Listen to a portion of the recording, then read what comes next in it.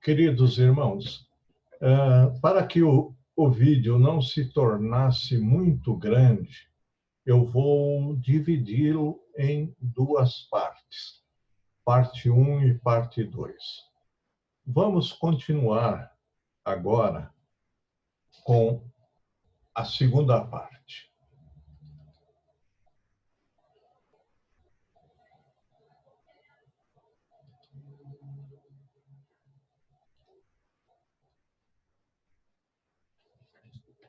Os Mormons, eles possuem uma doutrina sobre a doutrina de Deus.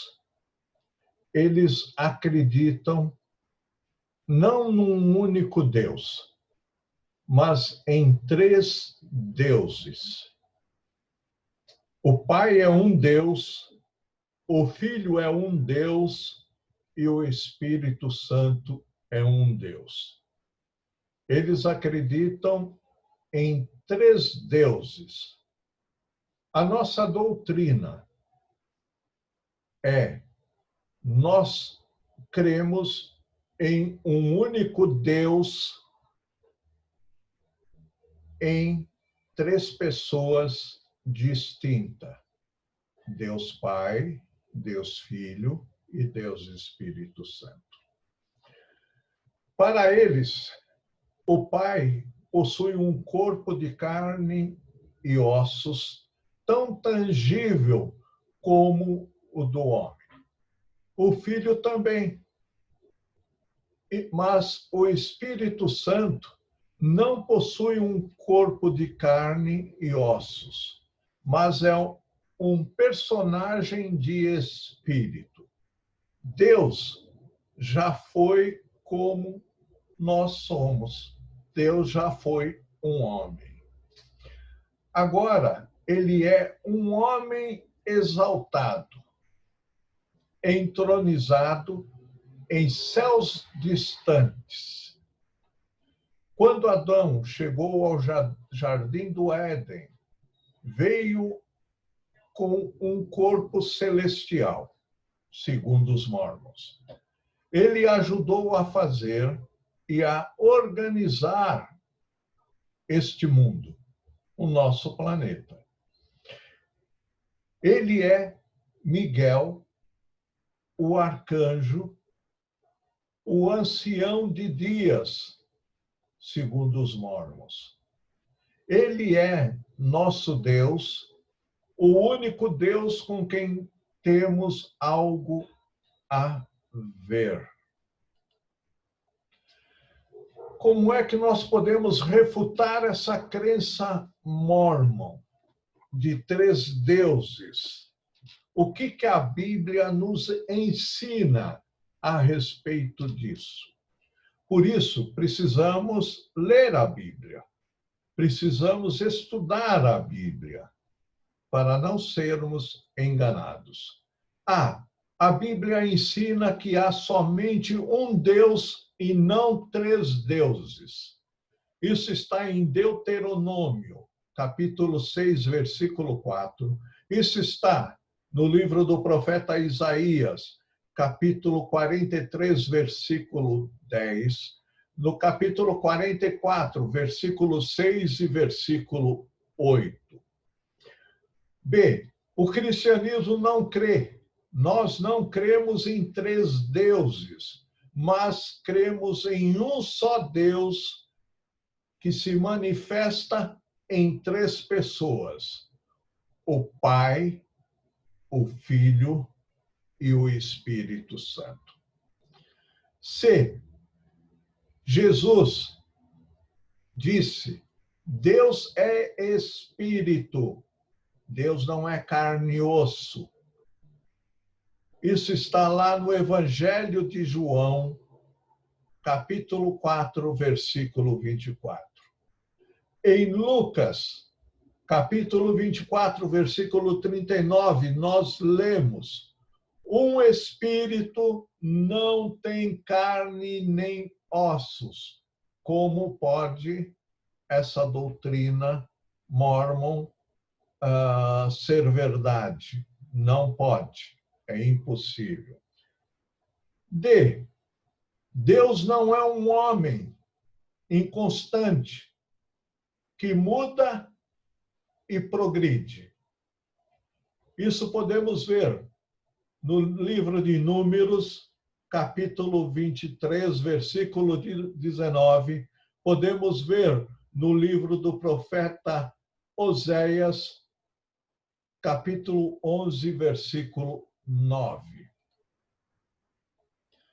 Eles têm uma outra doutrina chamada a família divina, como se Deus tivesse uma família. Ou como se Deus fosse casado. Entendem o absurdo? Os santos dos últimos dias consideram a divindade como uma família, composta por Deus e suas esposas e seus filhos, Jesus e Satanás, o diabo. E ainda que Jesus tinha, ou Deus tinha, várias noras, genros e netos, toda ela vivendo em poligamia e desunida. Com relação a Jesus Cristo, o que eles pensam de Jesus Cristo? Eles acreditam que Jesus Cristo foi criado como filho espiritual por nosso Pai e Mãe no céu. Lúcifer, ou o diabo, que mais tarde também se tornou Satanás, e Jesus, eram irmãos espirituais. Isso está no livro deles, em Pérola de Grande Valor, no ponto aonde tem eles, segundo eles, tem o livro de Moisés, capítulo 4, do versículo 1 a 4. B. Jesus não foi gerado pelo Espírito Santo, o que contradiz o Evangelho de Mateus e também o Evangelho de Lucas. C. Eles pregam que Jesus era casado e polígamo. Jesus tinha várias mulheres. D. A expiação de Cristo. Como é que eles creem na expiação de Cristo? Eles acreditam que o sangue de Cristo, o sangue de Jesus, não é suficiente para expiar todos os pecados das pessoas. Há certos pecados que, segundo eles, podem ser expiados pelo sangue do próprio pecador. Por isso, eles se batizam pelos mortos. Uma outra doutrina que eles têm é o relacionamento pessoal com Jesus. Eles adoram somente o Pai. Quais são as refutações contra essa doutrina? O Jesus da Bíblia sempre existiu, pois ele é eterno. Podemos ver isso no livro do profeta Miqueias, capítulo 5, versículo 2. Podemos ver isso no livro do Evangelho de João, capítulo 8, versículo 58.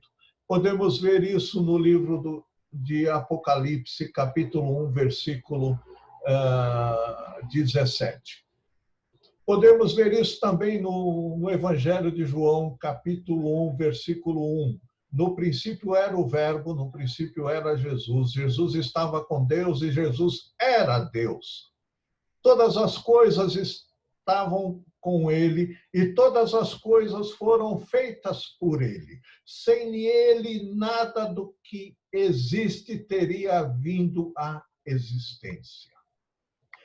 B. Ele não é espírito irmão de Lúcifer, mas o criador de Lúcifer. Quando eles falam que Jesus era irmão de Lúcifer, luz e trevas não combinam, luz e trevas não habitam o mesmo lugar. Essa refutação sobre o fato de Jesus, eles dizerem que Jesus era irmão de Lúcifer, nós podemos ler a passagem que está lá em Colossenses, capítulo 1, versículo 16. Jesus foi gerado pelo Espírito Santo. Mateus, capítulo 1, versículo 18 e 20. Lucas, capítulo 1, versículo 34 e 35. D. Uma outra refutação ao que eles dizem. Não há nenhuma passagem na Bíblia que afirme que Jesus Cristo foi polígamo ou foi casado. Não existe nenhuma passagem na Bíblia que diga que Jesus teve várias mulheres. Foi casado com várias mulheres. Quanto à expiação, que eles dizem que a expiação de Jesus foi incompleta. A Bíblia diz, em primeira carta de João, capítulo 1, versículo 7, que o sangue de Jesus Cristo, seu Filho, nos purifica de todo pecado. Todo pecado. Não é apenas alguns pecados, mas é de todos os pecados. De todo pecado. E em 1 João, primeira carta de João, capítulo 2, versículo 2, diz que ele, Jesus Cristo, é a propiciação pelos nossos pecados. E não somente pelos nossos, mas também pelos de todo o mundo. Quanto ao relacionamento pessoal com Jesus, a Bíblia diz na primeira carta de João, capítulo 1, versículo 3, que a nossa comunhão é com o Pai e com seu Filho, Jesus Cristo. G. Estevão orou a Jesus. Olha a passagem que está lá em Atos dos Apóstolos, capítulo 7, versículos 59 e 60. E apedrejaram a Estevão, que, em invocação, dizia: Senhor Jesus, recebe o meu espírito. E, pondo-se de joelhos, clamou com grande voz: Senhor, não lhes imputes este pecado. E, tendo dito isto, adormeceu. Jesus não perdoa, não expia somente alguns pecados, mas todos os pecados. H. Refutação da doutrina deles. A última oração na Bíblia foi dirigida a Jesus. Eles dizem que nós não devemos orar a Jesus. Mas a última oração feita em Apocalipse foi feita a Jesus. Ora, vem, Senhor Jesus. Apocalipse 22, versículo 20. Maranata, ora vem, Senhor Jesus. E tudo que pedirdes ao meu Pai em meu nome, eu farei, disse Jesus. Com relação à doutrina da salvação, a doutrina da salvação é alcançada pela fé, arrependimento, batismo para a remissão dos pecados, boas obras e obediência às leis e ordenanças do Evangelho segundo o Evangelho dos Mormons, segundo os ensinamentos da Igreja Mórmon. Para eles, há dois tipos de salvação. A salvação geral, na consumação dos séculos, Deus punirá de maneira restauradora todas as almas dos homens que rejeitaram Jesus Cristo como Senhor e Salvador, reconciliando-os consigo mesmo. É o que eu falei desde o início para os irmãos. A Bíblia não ensina uma salvação universal.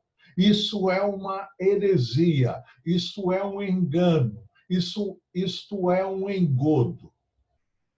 B, salvação individual ou pessoal. Esta salvação é condicionada.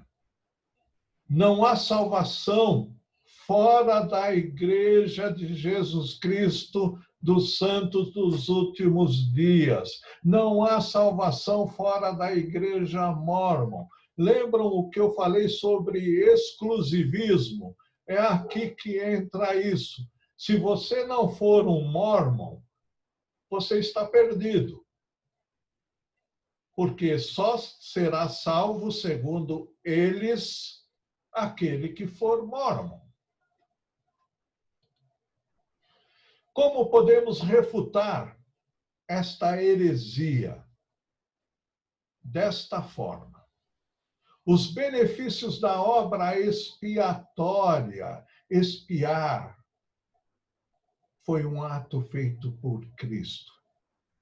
E os benefícios da obra expiatória de Cristo só serão aplicados naqueles que crerem nele, Jesus Cristo, e o receberem como Senhor e Salvador.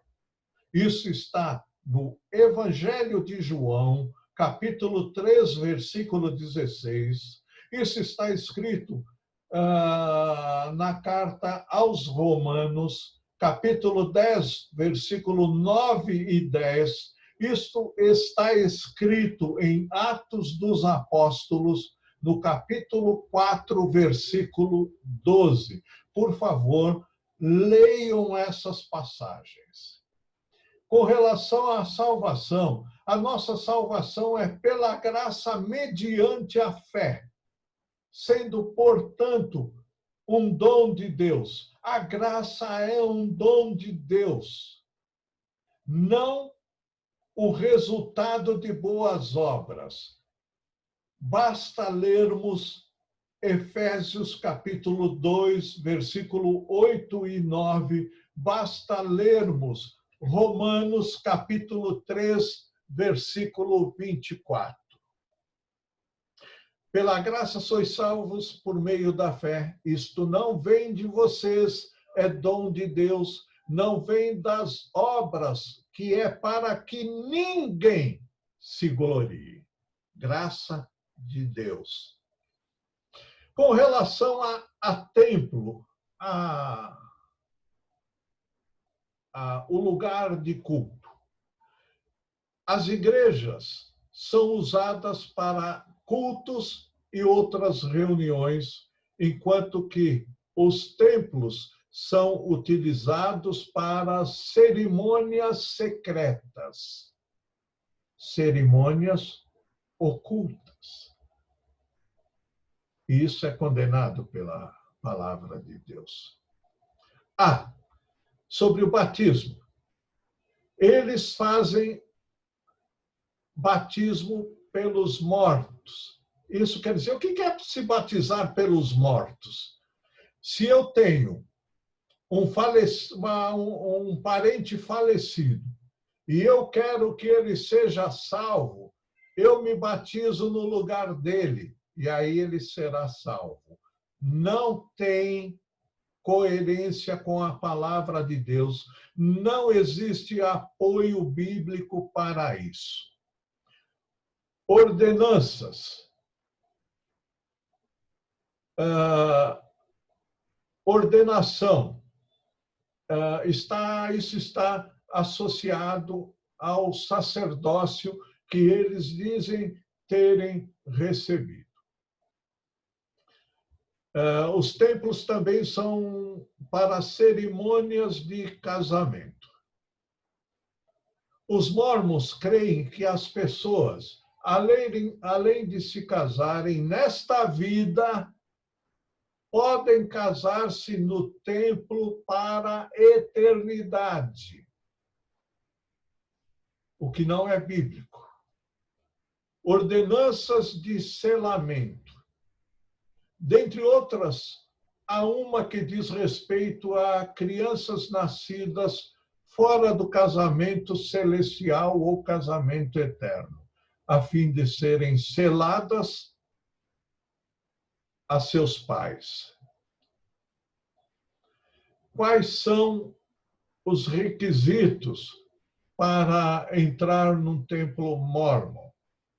Excelente reputação moral. Há um equívoco aqui com relação a excelente reputação moral. Porque Joseph Smith trocou tiros com a polícia nos Estados Unidos. Então, ele não tem tanta moral assim. Ele não tinha tanta moral assim. Obediência às autoridades gerais da igreja. Aqui é uma submissão cega. Ser dizimista fiel, integral. Guardar a palavra da sabedoria. Dentre elas, não tomar café, não fumar, não ingerir bebida alcoólica, não usar drogas e não tomar chá preto.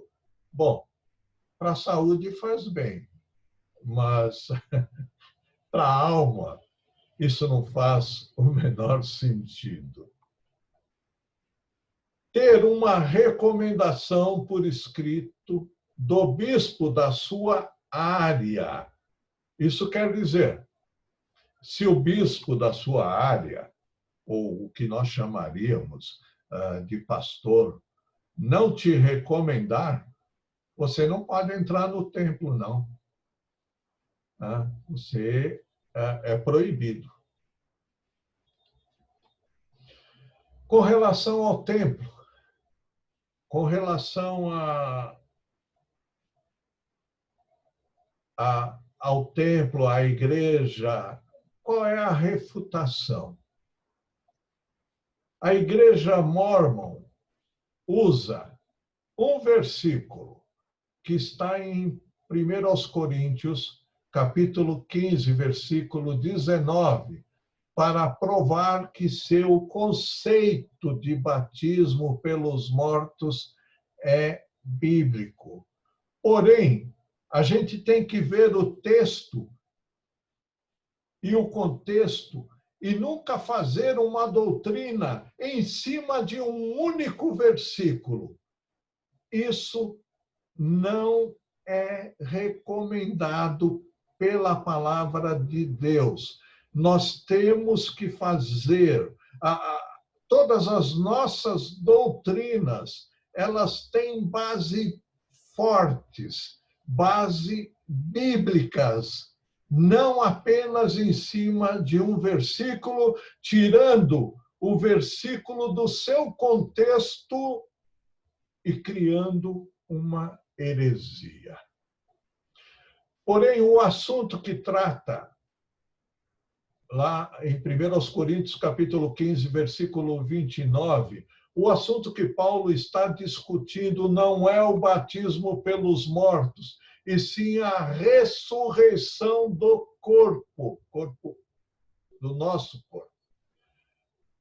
A história indica que havia seitas que praticavam o batismo pelos mortos. Paulo está se referindo a elas quando diz, doutra maneira, que farão os que se batizam? Terceira pessoa, é usada a terceira pessoa do plural. Como farão os que se batizam pelos mortos? A Bíblia não fala de uma segunda chance após a morte. Isso nós podemos encontrar em Hebreus capítulo 9, versículo 27. Com relação ao casamento celestial ou casamento eterno, é contrário à Bíblia, é contrário ao que Jesus declarou em Mateus capítulo 22, versículo 30.